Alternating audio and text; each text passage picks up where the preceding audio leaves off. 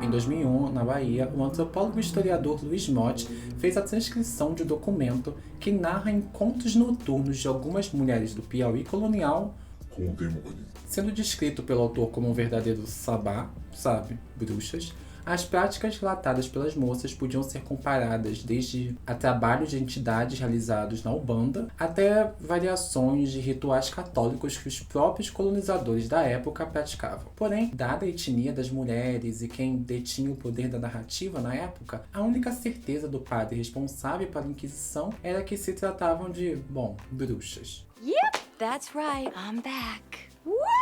Hang on to your husbands, girls. Mas, se para esse padre, tudo que não é católico é um serviço em nome do demônio, o que é a bruxaria em seu sentido literal? Ou melhor, se para este homem que detém poder e estado social atrelado à sua etnia e gênero, tudo que é o outro é uma bruxa, o que significa ser uma bruxa com o decorrer da história? It was an invitation to do whatever the fuck you want. That's the currency of magic. Unmitigated freedom. Meu nome é Juno, esse é o Corpo Negro Mídia Branca e hoje eu recomendo a famosa Marguerita à Meia-Noite da Magia e a Sedução. E o motivo? Porque nós vamos falar delas. As netas das bruxas que não conseguiram queimar. O voodoo é praticado nas regiões mais primitivas. Papo furado! Voodoo come angu! Voodoo é pra jacu! Em uma entrevista recente para a Pink News, a atriz Slasher Zamata, que interpreta a feiticeira Jennifer Cale em Agatha Desde Sempre, explicou como a nova produção da Disney Plus tem a possibilidade de conversar com o público LGBTQIA+.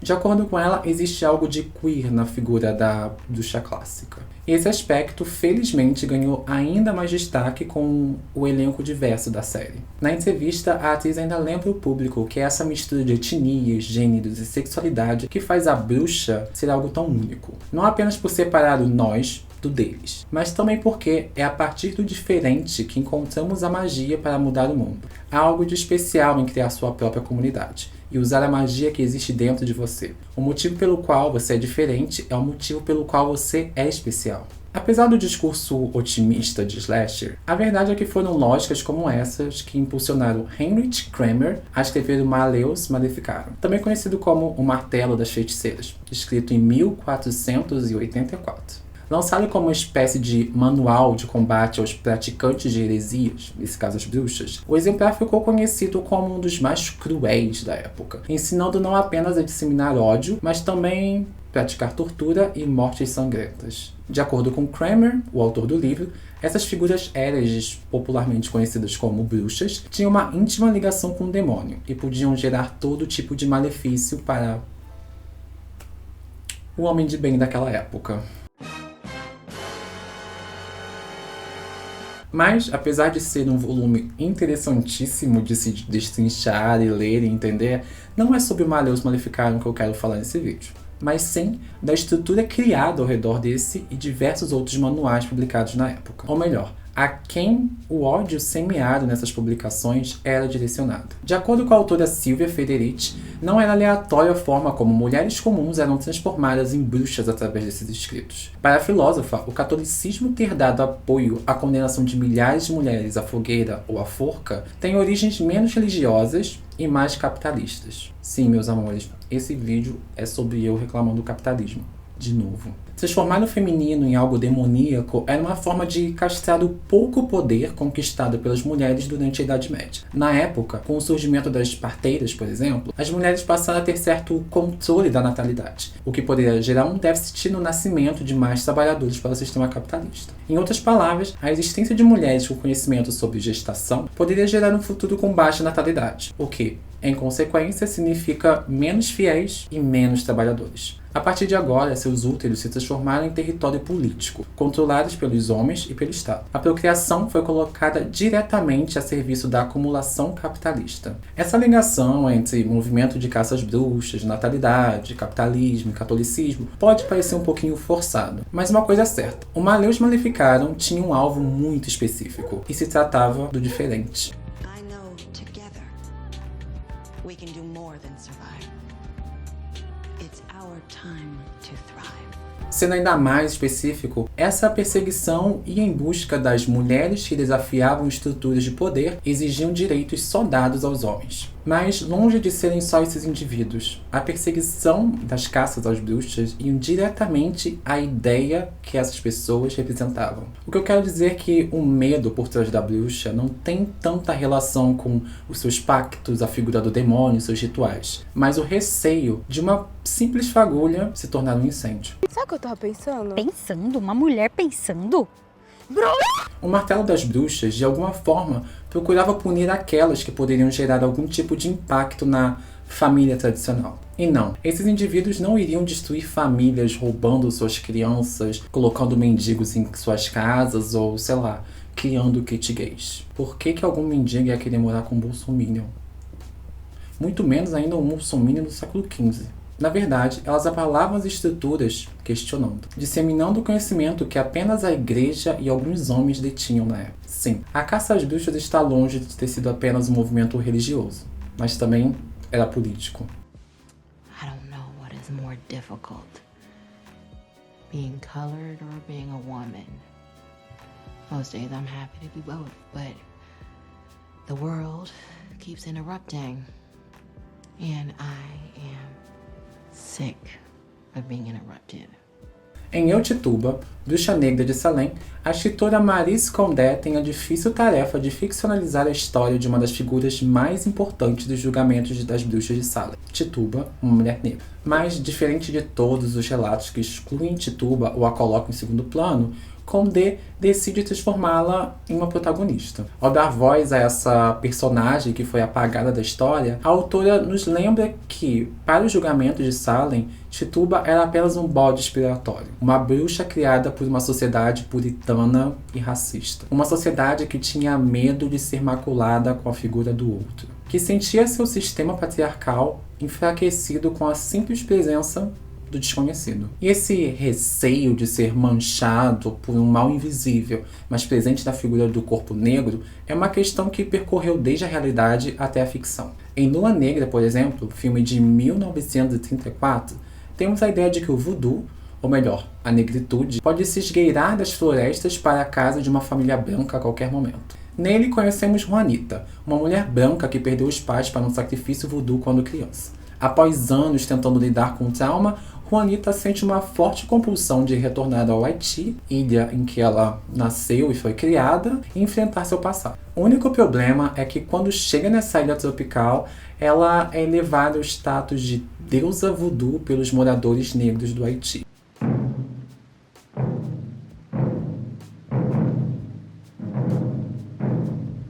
Enquanto acompanhamos a sua descida à loucura, vemos seu marido fazer de tudo para proteger sua família das garras sombrias da magia africana. Clássico. Inclusive, até matar a pobre da Juanita, que estava enegrecida demais para conseguir ser salva. Não é necessário explicar o porquê o enredo de Lua Negra é, no mínimo, problemático, mas ele evidencia uma preocupação comum que foi transmitida durante décadas a fio. O medo de uma ideia. O medo do colonialismo falhar em seu controle e ser infectado pelo outro. O medo de uma infecção capaz de corromper mulheres, crianças e causar verdadeiras falhas no controle patriarcal. E esse medo não é algo que surgiu do nada. Como dito anteriormente, o simples conhecimento de parteiras já representava um tipo de ameaça ao sistema patriarcal, capitalista e religioso. Mas, no caso da história de Juanita, a representação dos efeitos do Haiti sobre uma mulher branca tinha referência em registros supostamente reais. Em Haiti History and the God, Joan Diane escreve que o tema de mulheres brancas abraçando a negritude era algo recorrente em muitos escritos dos historiadores coloniais sobre o Caribe. Como diz Robin R. Miss Coleman em Horror Noir, o filme Lua Negra não se tornou apenas um conto de horror sobre o abominável enegrecimento de uma mulher branca, mas um alerta violento e austero contra a integração. Aqui, aceitar o outro, o negro, que foi colonizado e transformado em escravo, é se tornar vulnerável aos seus poderes. Bom, mas de que tipo de poderes estamos falando? Seriam eles mágicos ou políticos? além de se tornar vulnerável a uma suposta vingança armada pelas pessoas negras que foram escravizadas, dar espaço a essa figura do outro também significa aceitar que esses indivíduos que foram subjugados pelo colonialismo também têm direitos, que apesar de acharem o contrário, não são apenas homens brancos que possuem poder. E apesar das referências que trouxe até o momento serem estadunidenses, o Brasil estava longe de não aderir ao medo do outro. Em O Sabá do Sertão, dissertação de mestrado de Carolina Rocha, a historiadora investiga o curioso caso das mulheres acusadas de bruxaria no Piauí colonial. Nele, enquanto investiga um histórico do ódio ao feminino e o medo do racial, Carolina mostra que a intolerância religiosa era o que movia o controle das colônias. Não apenas isso, mas que esse olhar branco e europeu foi capaz de ressignificar tudo o que fosse diferente e transformar em obra do diabo. A essa altura, a África já era um continente conhecido, e seus costumes heterodoxos também foram traduzidos na ótica de um mundo marcado por opósitos. Como não eram católicos, não estavam ao lado de Deus. Portanto, só poderiam advir de Satã. Para aqueles homens, a alteridade significava um desvio de fé. Para sobreviver nesse meio opressivo, os próprios indígenas e escravos africanos passaram também a ressignificar seus sistemas simbólicos, transformando alguns ídolos negros em figuras brancas e católicas, levando seus rituais para a igreja, transformando a sua rebeldia em aparente silêncio. O resultado disso foi a formação de novas formas de religiosidade nas colônias. Práticas híbridas que, em determinados contextos, ainda poderiam ser lidos como satânicos e sombrios. Em outras palavras, essa bruxaria que o catolicismo tanto parecia ter medo tinha cor, gênero e sexualidade muito específicas. E no fim do dia, ela sempre parecia ser caracterizada no outro. E o curioso disso tudo, que apesar das fogueiras terem sido apagadas e as forcas transformadas em museus, a verdade é que a caça às bruxas só mudou de nome.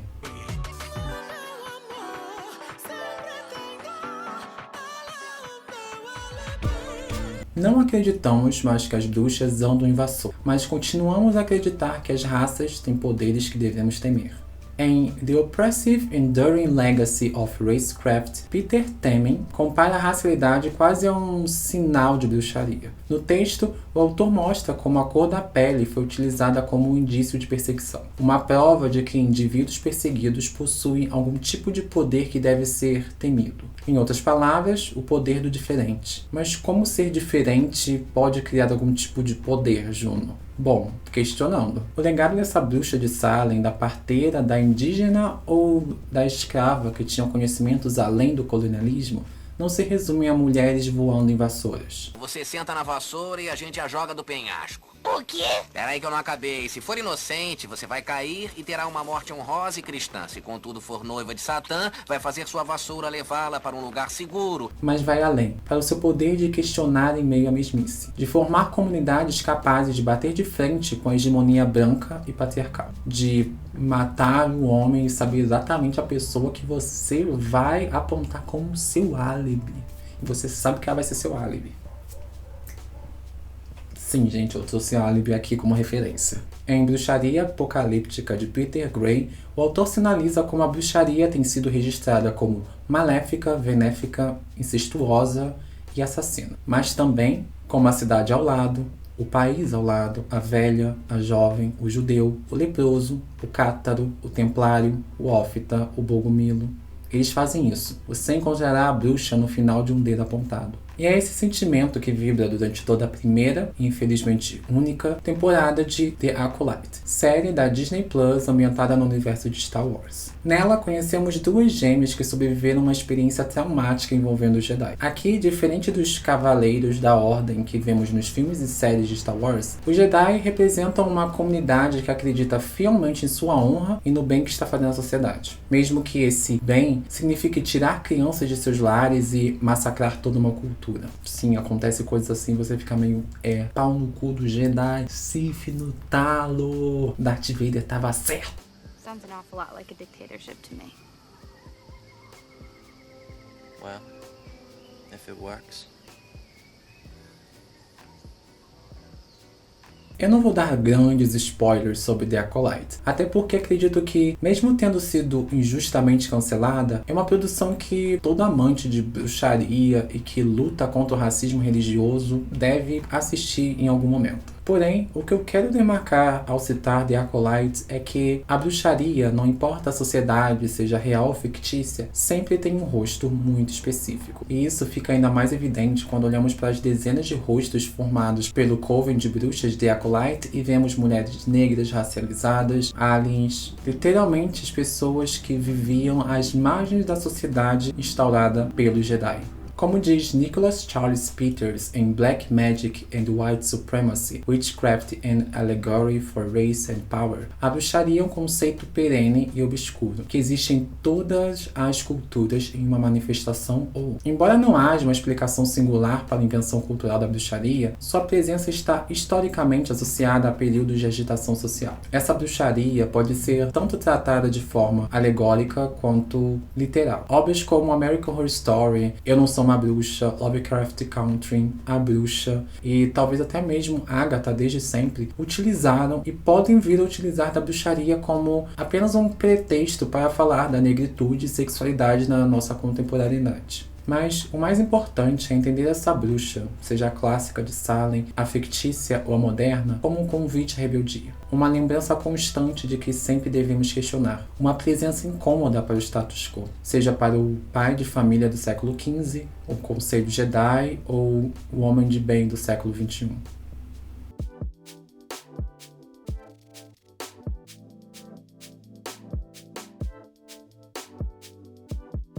Ai, gente, vocês já devem ter reparado que eu tô com uma luz completamente diferente. Talvez o meu áudio também esteja diferente. Eu tentei gravar esse vídeo de tarde, deu completamente tudo errado, tive que jogar tudo fora, porque a luz tava ruim, o áudio tava péssimo, tava tudo cagado, eu tava me sentindo péssimo, tipo, não.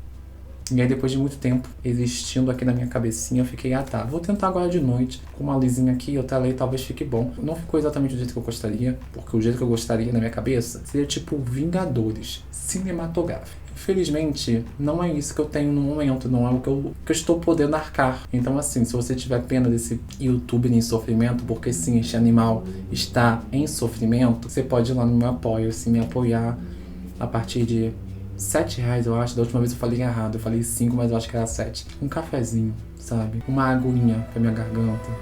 Coisa básica. Bom, mas lembre-se que para apoiar meu trabalho você pode simplesmente dar aquele like, aquela curtida, aquele comentário, aquela ripada, aquele compartilhamento de link delicioso que sempre nos faz chegar lá em cima. Inclusive, a gente chegou muito no topo dos vídeos mais ripados da semana retrasada, com o vídeo do Yaoi. Tipo, a gente chegou em segundo entre os mais ripados. Eu fiquei... Então, eu gostaria de dizer que eu tô aqui porque eu gosto. Porém, se não fosse todo o barulho que vocês fazem com o meu conteúdo, a gente não teria chegado tão longe. Porque eu realmente não achava que eu ia conseguir chegar nem uma semana depois de ter criado o canal. Então, assim...